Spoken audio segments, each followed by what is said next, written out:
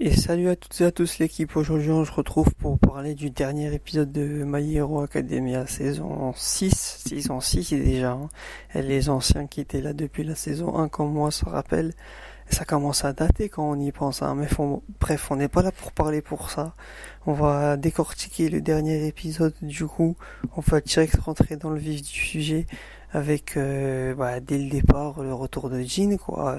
On s'attendait pas à le revoir, enfin on s'attendait pas à le revoir.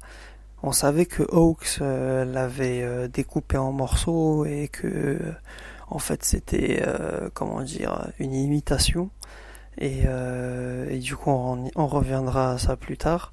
Mais ouais, le retour de Jean qu'on n'avait plus vu depuis 2-3 saisons déjà, ça fait plaisir parce que je sais qu'il y en a pas mal qui l'aiment et ça a été vraiment cool.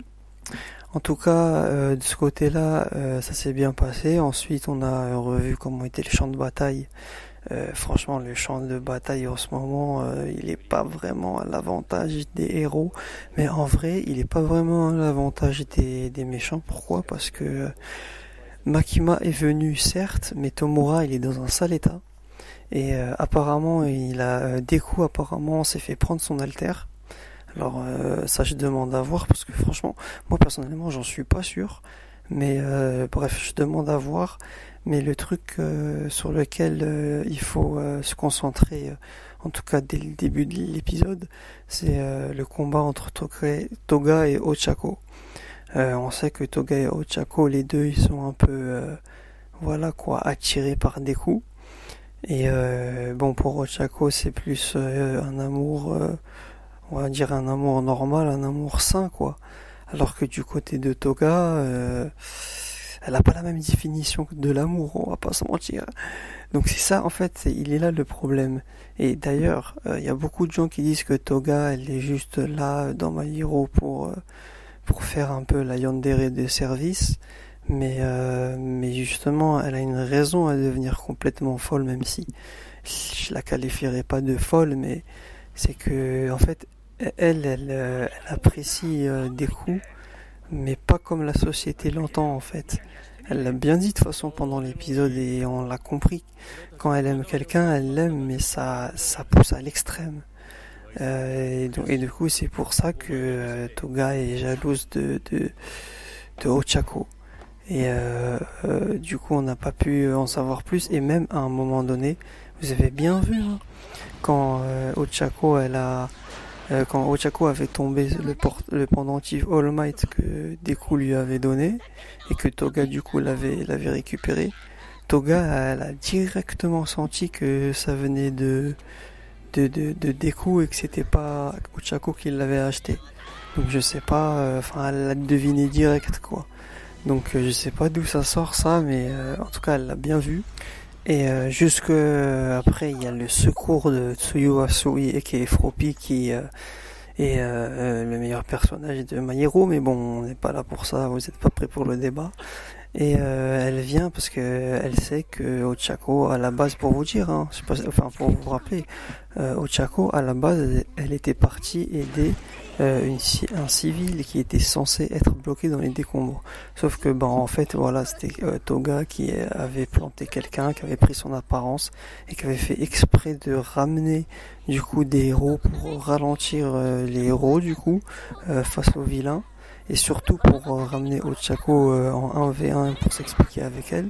Ils avaient déjà fait ça d'ailleurs lors de la saison 4 quand ils sont en train de Deku est en train de battre Overall et t'as Toga qui s'est changé en Ochako pour faire genre demander de l'aide pour que comme ça après Overall ait le champ libre et pour que Deku puisse partir autre part, en gros une diversion quoi. Donc là elle a effectué la même chose, donc c'est une diversion, mais bon bref, on va pas parler de ça plus longtemps parce que on va rentrer dans le vif du sujet, le moment où Dabi dévoile que c'est le fils aîné de Endeavor. Alors bon, on est beaucoup à l'avoir deviné. J'imagine que les gens qui n'avaient pas deviné ont dû être choqués par rapport à l'épisode et c'est normal. Parce que quand tu regardes au début, enfin au tout début, quand je dis début, c'est genre au tout début de l'animé, en vrai de vrai, il y a rien qui dit parce que il y a plein d'alters, il y a plein de gens avec un alter de feu, donc ça aurait pu être n'importe qui, quoi. Et du coup, on apprend plus sur le passé de Endeavor, sur comment Toya, du coup, Dabi est mort, sur pourquoi il est parti de la famille, tout simplement parce qu'il est décédé. Voilà, c'est tout simplement pour ça. Parce que à la fin de la saison 5, on voit sa photo dans la maison d'Endeavor et on se pose la question, mais pourquoi il est quoi? Il est mort, il s'est barré, il est mort. Il est juste mort. Donc de ce côté-là, au moins comme ça, on est fixé. Et bon, ce qu'on peut voir, c'est qu'il a vraiment, vraiment la haine contre Endeavor. Ça rappelle un peu Shoto, parce que Shoto, il avait la haine contre son daron, contre Endeavor. Mais petit à petit, il a commencé il lui a pas encore pardonné, mais il commence un peu à lui pardonner. Même l'autre grand frère, il commence un peu. Mais non, Toya et Dabi, pour lui, genre, c'est mort de chez mort, quoi. Il y a rien à faire. Et d'ailleurs, on apprend que Akiyosho, vous vous souvenez à la fin de la saison 5, quand Endeavor se fait attaquer par un Brainlace, et que il est au bout de sa vie, hein, on va dire la vérité. Il arrive à le combattre, il arrive à le battre, mais il se régénère. Et à la fin, ce qui se passe, c'est que t'as Dabi qui vient et qui il vient voir Endeavor parce que il veut voir son état actuel parce qu'il avait peur qu'il soit trop amoché, voire mort, parce que il l'a bien dit, hein, il avait peur qu'il meure à Kyushu. Et on sait maintenant pourquoi est-ce qu'il est il est pas intervenu, mais il est venu sur place. C'est parce que tout simplement, voilà, il voulait voir l'état de santé de Endeavor parce que il avait le plan qu'il est en train de mettre en action actuellement. Et ça c'est intéressant parce qu'à la base on savait même pas pourquoi il était venu. On se disait qu'il était venu juste pour récupérer le Brainless, ce qui est un peu le cas, mais il était aussi venu pour voir Endeavor. Et d'ailleurs, en parlant de méchants, Dabi a envoyé Empereur.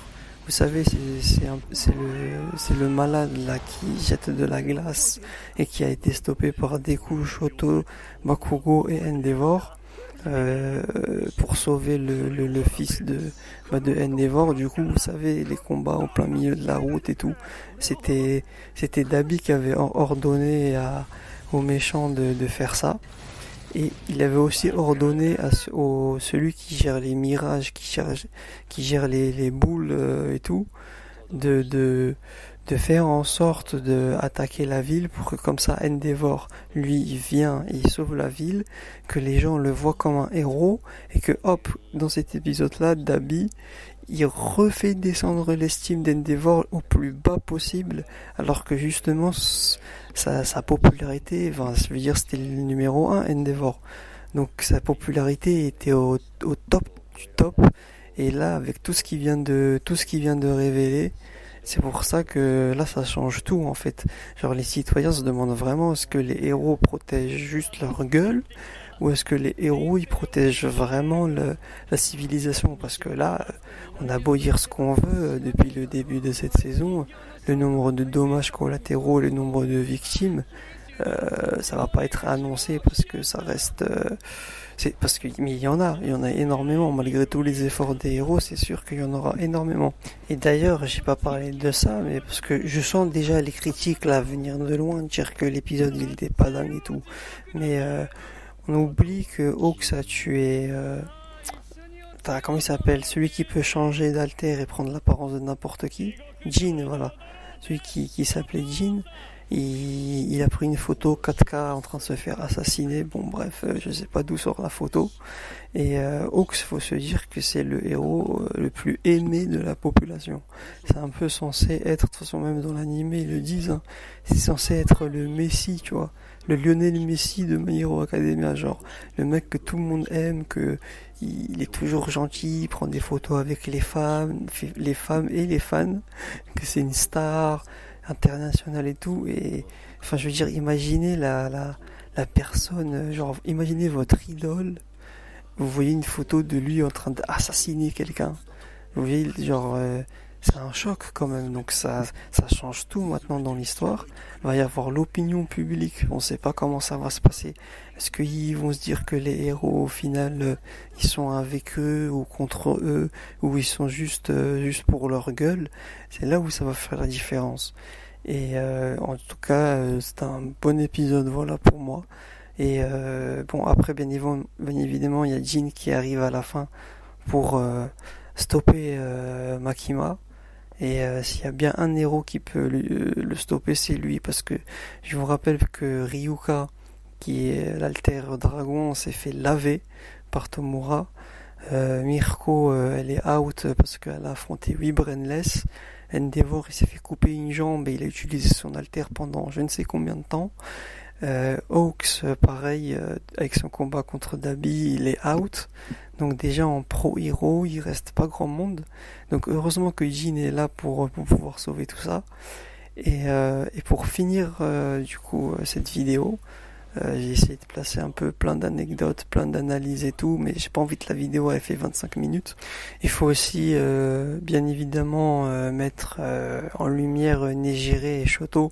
Nejire qui a utilisé ses ondulations, parce qu'en plus, personnellement, depuis le début de la saison 6, là, je me disais, mais putain, mettez Nejire, mettez Tamaki, c'est des personnages qui sont censés être le Big 3. Voilà, les Big 3, et ils sont là, ils interviennent même pas.